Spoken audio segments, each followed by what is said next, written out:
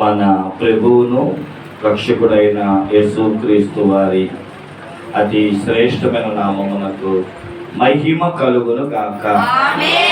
పదవ నెలలో దేవుడిచ్చిన మొదటి ఆదివారపు ఆరాధన బట్టి అందరూ ఒకసారి రెండు చేతుల పైకెత్తి దేవునికి స్తోత్రం చెప్దాం. హల్లెలూయా, హల్లెలూయా, హల్లెలూయా. దేవుని యొక్క వాక్యాన్ని మనం ధ్యానం చేద్దామండి. ఆది కాండము 28వ అధ్యాయము. ఆది కాండము అంటే బైబిల్ గ్రంథంలోని మొదటి పుస్తకం, 22వ పేజీ నంబర్, 28వ అధ్యాయము 21వ వచనాన్ని చదువుకుందామండి.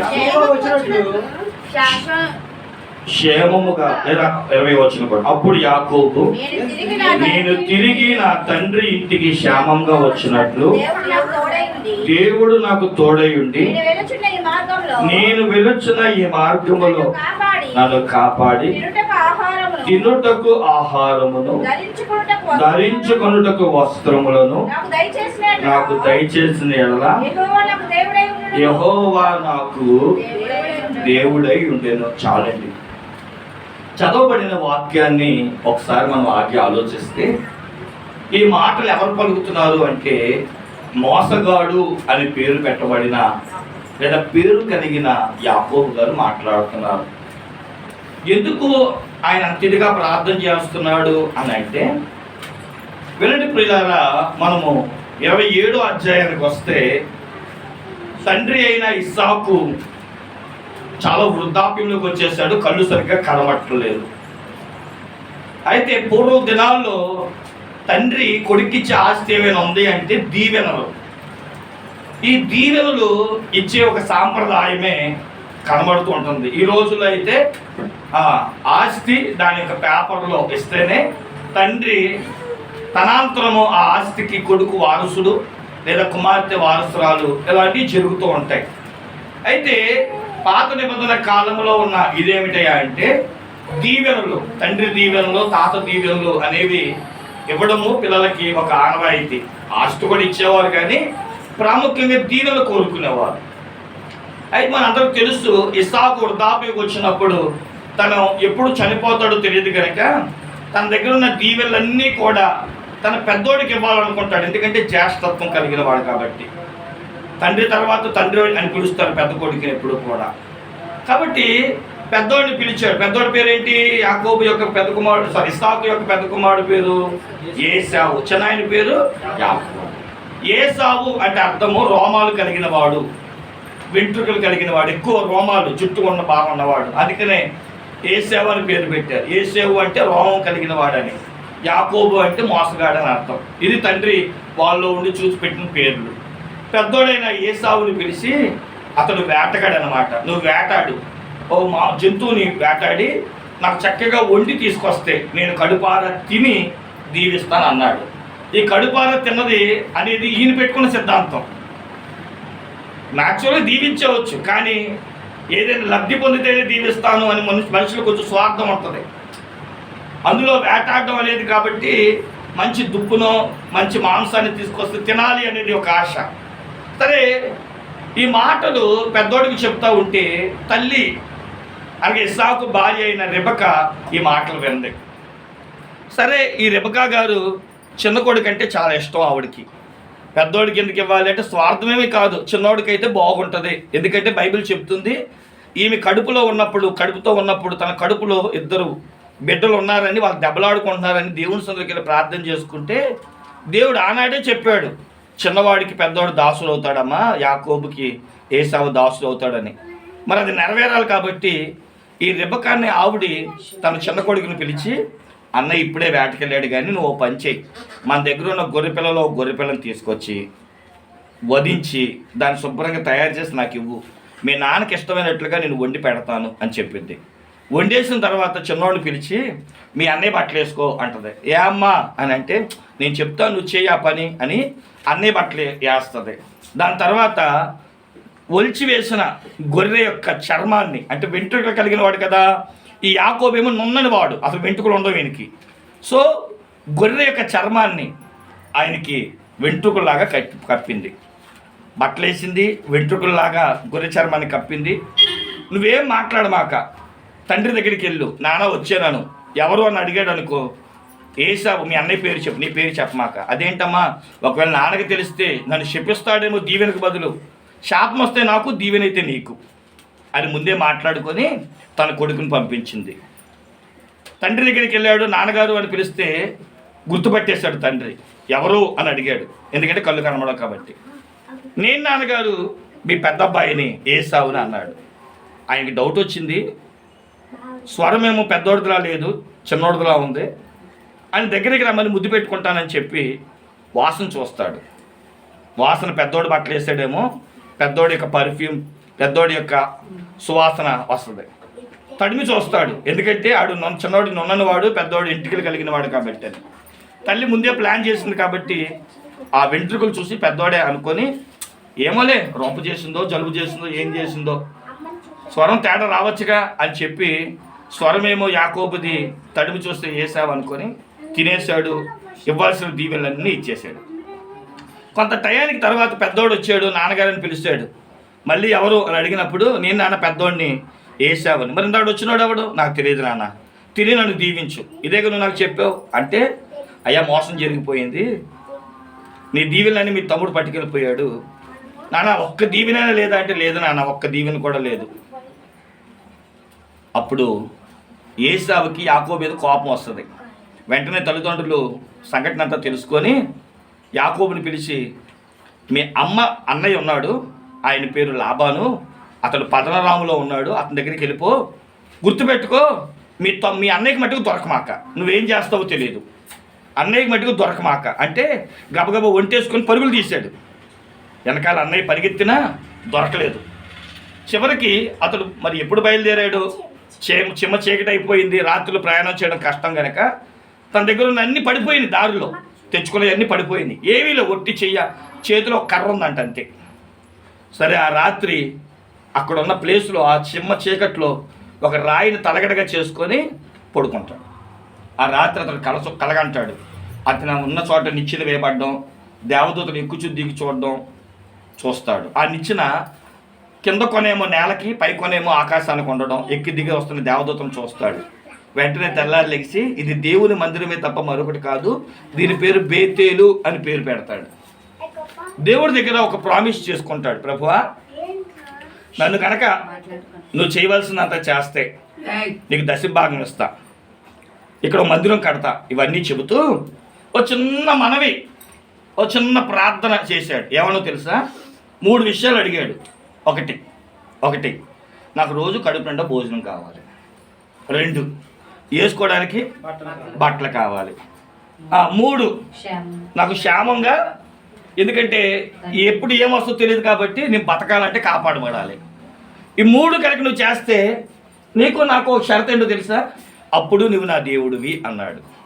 ఎప్పుడు దేవుడు అంట, ఈరోజు చాలామంది ఇదే ప్రార్థన చేస్తూ ఉంటాడు, కట్టుకోవడానికి బట్టలు, తింటానికి తిండి, ఆరోగ్యము, క్షేమం అంటే చాలు. నిజమే కదా. ఈరోజు మన ప్రార్థన కూడా ఇలాగే ఉందా? నాకు ఈ ప్రార్థన వినేటప్పుడు కొంచెం ఆశ్చర్యం కలిగింది. ఎందుకో తెలుసా, ఈ 3 ఇస్తేనే దేవుడు, మరి ఈ 3 ఇవ్వకపోతే మాట్లాడాలమ్మా. దేవుడి దగ్గర మనం ఎందుకు వస్తున్నాం, ఏదైనా లబ్ధి దొరికితేనే దేవుడు కదా. ఏసు ఏమీ చేయలా, మీకు ఏ కార్యాలు చేయట్లా, మనం చెప్పండి ఇప్పుడు ఏం చేస్తాం, మాట్లాడరా, ఆ మాట మీ నోట రాట్లా, మళ్ళీ రాను అని అంటే ఎక్కడ అయ్యగారి దగ్గర మళ్ళీ ఫీల్ అవుతారేమో, అయ్యగారు ఫీల్ అవుతారేమోనని నేను ఫీల్ అయినా పర్లా.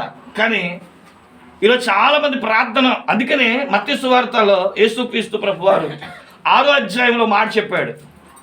ఏమన్నానంటే, ఆకాశ పక్షులు చూడండి, విత్తవు, కూయవు, కూర్చుకొనవు కొట్లలో, అయినను వాటిని దేవుడు పోషిస్తున్నాడు. చాలా బాగుంది. 2వది, మీరు అడవి గడ్డిని చూడండి, దాన్ని రంగులు వేసేది ఎవరు, చక్కగా దేవుడు అలంకరిస్తున్నాడు. అందుకనే తినే ఆహారం గురించి అయినా, కట్టుకునే బట్టల గురించి అయినా మీరు విచారించొద్దు. ఎందుకంటే ఇది అన్యుడు చేసే పని. చెప్పండి, దీనికి అది మాటలు చెప్పేది. తిండి గురించి ప్రార్థన చేసేవాడు, బట్టల గురించి ప్రార్థన చేసేవాడు, కాపాడబడ్డం గురించి ప్రార్థన చేసేవాడు అన్యుడు విచారిస్తాడు, క్రైస్తవుడు విచారించు. ఎందుకంటే ఇవి నేను అడగకపోయినా దేవుడు ఇస్తాడు. మన దేవుడు ఎవరై అన్న విషయాన్ని మనం గమనిస్తే ఈరోజు మనకి దేవుడు ఎప్పుడు అవుతాడా అన్నది గురించి ఆలోచించాలి. ఈరోజు యాకోబు చేసినట్లుగానే ఈరోజు చాలామంది ఇవి ఇస్తే నువ్వు నాకు దేవుడివి, ఇది ఉంటేనే నాకు దేవుడివి, ఇది ఉంటేనే దేవుడివి. నేను అప్పుల్లో ఉన్నా నువ్వు దేవుడు కాదు, నేను ఆర్థిక పరిస్థితిలో ఉన్నా నువ్వు నాకు దేవుడు కాదు. సొలొమోను మహారాజు కూడా సామెతలో ప్రార్థన చేశాడు, అయ్యా నువ్వు నాకు అన్నం తక్కువ పెడతావేమో, ఆకలేసి నాకు ఆకలేస్తుంది ప్రభు అని అడుగుతా, దొంగతనం కూడా చేస్తా. ఒకవేళ ఎక్కువైంది అనుకో, దేవుడు లేడు దేవుడు లేదు మొత్తం నా కష్టాజితమే అంట. కాబట్టి ఎక్కువ చేయొద్దు, తక్కువ చేయొద్దు, ఏ పూటకి ఆ పూట, ఏనాటి భర్తం అన్నాడు. సో నాకు చక్కని ప్రార్థన. ఈరోజు ఈ ప్రార్థన కొంచెం విచిత్రం అనిపించింది. ఏంటి ఆయన చేసిన ప్రార్థన విచిత్రం అంటే, తింటానికి తిండు ప్రభు, కట్టుకోవడానికి బట్టలు ప్రభు అని కాపాడు, అప్పుడు నువ్వు నాకు దేవుడు అవుతావు అన్నాడు. ఇది నాకు విచిత్రం అనిపించింది. ఏంటంటే అప్పుడు నీవు నాకు దేవుడవు అన్నాడు. ఇది నాకు ఆలోచన ఆదరించింది. ఈరోజు ఇది ఇస్తేనే దేవుడివి, ఇవ్వకపోతే దేవుడు కాదు అన్న సిద్ధాంతాలు చాలామంది ప్రజలు ఉన్నారు. కానీ దావీదు భక్తులు ప్రార్థన చేస్తారు. చూడండి, కీర్తన 22:10 చదవండి ఒకసారి. కీర్తన గ్రంథం 22:10.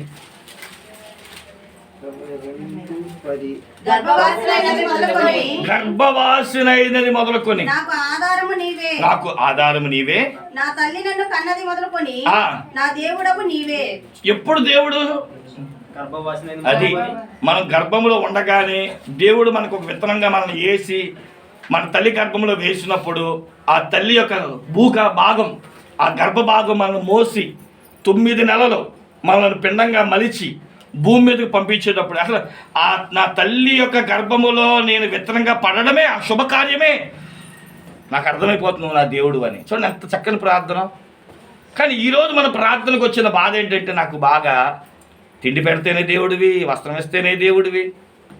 బైబిల్లో మాట ఉంది, ఫిలిప్పీ పత్రిక 3:19.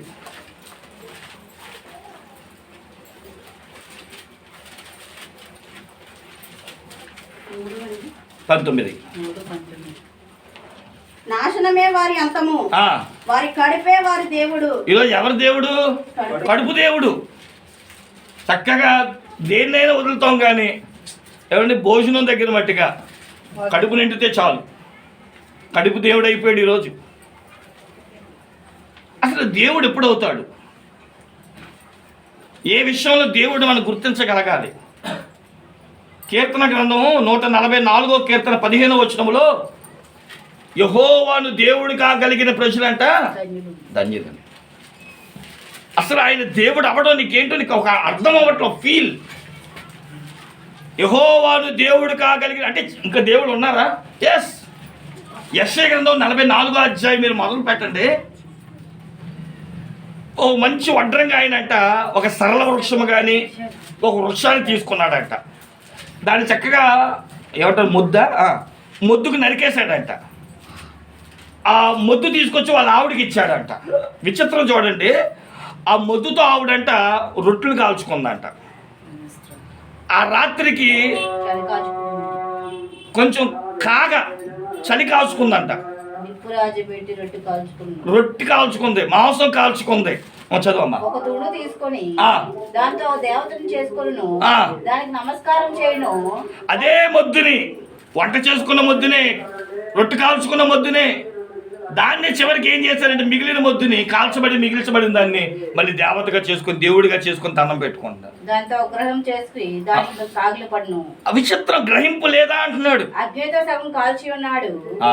ఇంటికి చదువుకున్నాం, టైం లేదు కదా, టైం లేదు, కరెంటు లేదు కాబట్టి మిమ్మల్ని నేను ఇబ్బంది పెట్టకూడదు. కాబట్టి అసలు దేవుడు అన్న దాని గురించి ఒక అవగాహన మనకు ఉండాలి. 2 కొరింథీయులకు రాసిన పత్రికలో 6వ అధ్యాయం, 2 కొరింథీయులకు రాసిన పత్రిక 6వ అధ్యాయం, అక్కడ మాట చెప్తాడు. నువ్వు దేవుడు అని గొప్పగా చెప్పుకుంటున్నావు కదా, ఆ దేవుడు ఎప్పుడు మనకి దేవుడు అవుతాడు అని అంటే 2 కొరింథీయులకు రాసిన పత్రిక 6వ అధ్యాయము 18వ వచనం. మనము జీవము గల దేవుని ఆలయమై ఉన్నాము. అందుకు దేవుడి ఇలాగ సెలవిస్తున్నాడు, నేను వారిలో నివసించి సంచరించును, నేను వారి తండ్రినై యుందును, వారు నాకు ప్రజలై ఉందురు. వదిలేస్తామా, నేను వారికి దేవుడినై యుందును, వారు నాకు ప్రజలై ఉందురు. కావున వారి మధ్య నుండి, చూడండి గమనించండి, దేవుడు నీకు అవ్వాలి అంటే నీవు ఈ అన్యజనుల మధ్యలో నుండి బయలువెడలి ప్రత్యేకముగా ఉండుడి. మనకి ప్రత్యేకత అనేది ఉండాలి. అపవిత్రమైన దానిని ముట్టకూడదని, అపవిత్రత అనేది మనలో ఉండకూడదు, ముట్టుకోకూడదు ప్రభువు చెప్పుచున్నాడు. మరియు నేను మిమ్మల్ని చేర్చుకుందును. చాలండి. కాబట్టి దేవుడు అనిపించుకోవాలి అంటే ఆయన నీలో పరిశుద్ధత కోరుకుంటున్నాడు, ఒక ప్రత్యేకమైన జీవితం. మీరు 14 వచనం మొదలెడితేనండి కొన్ని జతలు పెట్టాడు. ఆ జతలు పెడుతూ ఏమన్నాడు తెలుసా? ఇవి లేకుండా చూసుకోండి, వెలుగు ఉంది, చీకటి ఉంది, నీకేం పని? అవిశ్వాసం ఉన్నాడు, విశ్వాసికి అవిశ్వాసతో ఏం పని?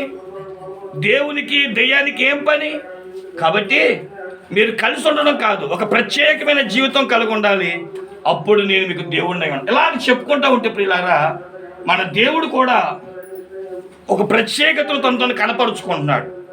అయితే బైబిల్ గ్రంథములో కొంతమంది దేవుడు, నీవు నా దేవుడు అని వాళ్ళ అనుభవంలో కొన్ని విషయాలు చెప్పారు. నేను కూడా ఒక 3 విషయాలు చెప్పి త్వరగానే ముగించేస్తాను. ఒక 3 విషయాలు.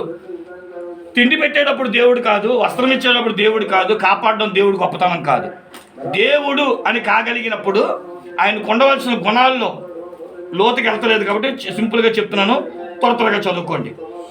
1 రాజుల గ్రంథం 18వ అధ్యాయం 37వ వచనం. 1 రాజుల గ్రంథం 18:37.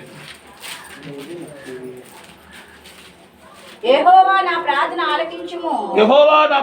ఆలకించుము, యెహోవావైన నీవే దేవుడివై ఉన్నావనియు, ఇంటికి ఎలా చదువుకోండి. నీవు వారి హృదయమును నీ తట్టుకు తిరుగు చేయుదువనియు. చూడండి, అక్కడ రాయబడుతున్న మాట ఏంటంటే దేవుడు అని ఎప్పుడు అనిపించుకోవాలో తెలుసా? ఆయన మనలను చూడగలగాలి. మన స్వరము, మన ప్రార్థన, మన విషయాలన్నిటినీ ఆయన లక్ష్య పెట్టగలిగిన వాడై ఉండాలి. దేవునికి స్తోత్రం చెప్పండి.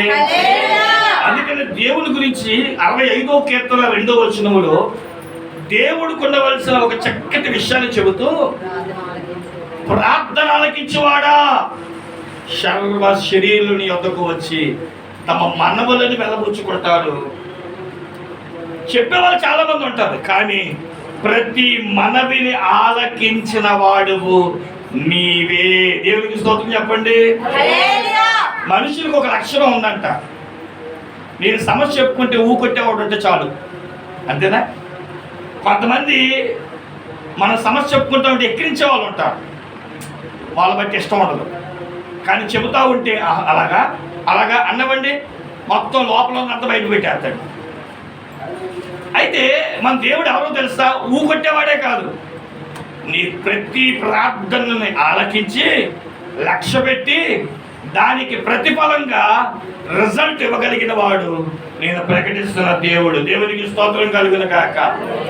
ఆశ విషయంలో 2 దినవృత్తాంతముల గ్రంథం 14వ అధ్యాయం 11వ వచనం చదువుకుంటే ప్రియులారా, 2 దినవృత్తాంతముల గ్రంథం 14-11 చదవండి. ఆశ జీవితంలో చేసిన ప్రార్థనకి దేవుడు ఎలాంటి కార్యం చేస్తాడు? యెహోవా విస్తారమైన సైన్యం చేతిలో ఓడిపోకుండా బలం లేని వారికి సహాయం చేయుటకు నీకన్నా ఎవరినూ లేరు. ఆమె దేవునికి స్తోత్రం చెప్పండి. ఆయన కంటే నమ్మదగిన వాడు, సహాయం చేయగలిగిన వాడు, ప్రార్థన ఆలకించిన వాడు, ప్రార్థనకి జవాబు ఇవ్వగలిగిన వాడు నేను ప్రకటిస్తున్న యేసు తప్ప మరొకడు లేడు. దేవునికి మహిమ కలుగును గాక. అందుకు ఆశ అన్నాడు, నీవు నా దేవుడవు. తప్పకూడదు, దేవుడు నామం మహిమపడతాం. హల్లెలూయా. అన్నం పెడితే దేవుడు కాదు, బట్టలేస్తే దేవుడు కాదు. యాకోబు తెలియక అన్నాడు, వస్త్రం ఇవ్వు ప్రభువా నువ్వు నాకు దేవుడివి, తిండి పెట్టి ప్రభువా నువ్వు నాకు దేవుడివి, కాపాడు ప్రభువా నువ్వు నాకు దేవుడివి. కానీ భక్తుడు ప్రార్థన చేస్తూ ఆశ అంటున్నాడు, నువ్వు నాకు ఎప్పుడు దేవుడు అయ్యో తెలుసా? నాకు ప్రార్థన చేసినప్పుడు వినడమే కాదు, సహాయం చేయగలిగిన వాడివి నీకంటే దేవుడు అని పిలువబడిన వాడు మరొకడు లేడు ప్రభువా. ఎందుకంటే విని చూసి ఊరుకునే దేవుడు కాదు, సహాయం చేయడానికి నీకంటే గొప్పవాడు, సమర్థుడు. నిర్గమాకాండం 15వ అధ్యాయం 11వ వచనము ఓ చక్కటి మాట ఉంటుంది. మిరియాము ఎర్ర సముద్రం దాటిన తర్వాత చక్కగా తంబురతో పాట పాడుతుంది. యెహోవా ఏల్పులలో నీ వంటి వాడెవడు, పరిశుద్ధుల బట్టి నీవు మహనీయుడివి, స్తుతి కీర్తనలు బట్టి నువ్వు పూజనీయుడువు, అద్భుతములు చేయువాడు నీకంటే వాడెవడు ప్రభువా. నిన్ను మించిన వాడు లేడు, నీకు సాటి అయిన వాడు లేడు. దేవునికి మహిమ కలుగును గాక. నీకంటే నమ్మదగిన వాడెవరని ఒక పాట కూడా పాడే ఓపిక లేదు కాబట్టి గమనించండి. ఇక రెండో విషయానికి వచ్చేస్తారు, త్వరగా వెళ్ళిపోతుంది ఈ రోజు, ఏమనుకోవద్దు. రాజుల 2వ గ్రంథం 19వ వచనం. యెహోవా నా దేవా, లోకమందున సమస్త జనులు నీవే నిజముగా అద్వితీయ దేవుడవైన ఓకే యెహోవాని తెలుసుకొనుటగా మమ్మల్ని రక్షించుము. అది దేవుడు అని పిలువబడుతున్న వాడికి ఉండవలసిన 2వ లక్షణం రక్షణ అనే అనుభవం. అందుకనే ఆయన పుట్టేటప్పుడు మత్తయి సువార్త 1వ అధ్యాయం 20-21 వచనంలో చక్కటి మాట రాయబడుతుంది. విశ్వాసం ఎక్కువ చదువుతాం. చదవడమ్మా.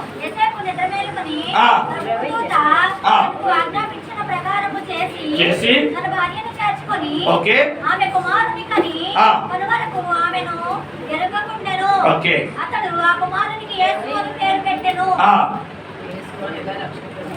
చదవమ్మా.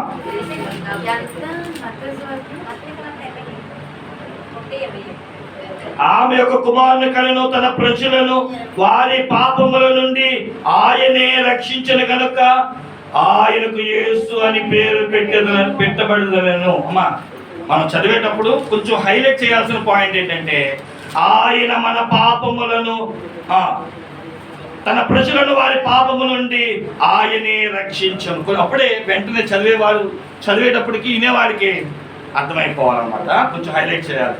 రెండోది, ఒకవేళ నేను వచనంలో తేడా వచ్చిన అయ్యారు ఇక్కడ ఉంది పలానా వచనంలో ఉంది అని కూడా టక్కని చదివేయాలి, అది చెప్పాలి మాకు. ఓకేనా?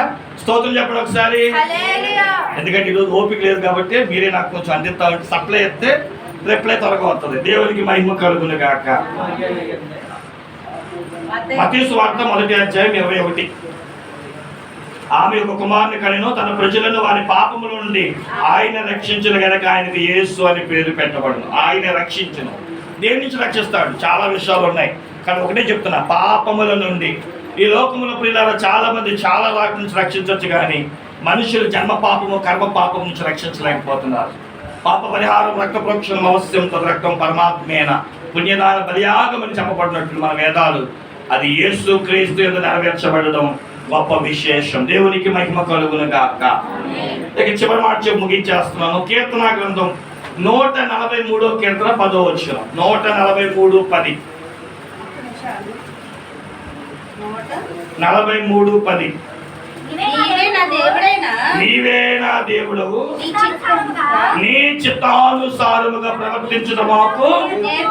దేవుడు అన్నవాడు ఏం నేర్పాలి? మనకి చిత్తములు నేర్పాలి.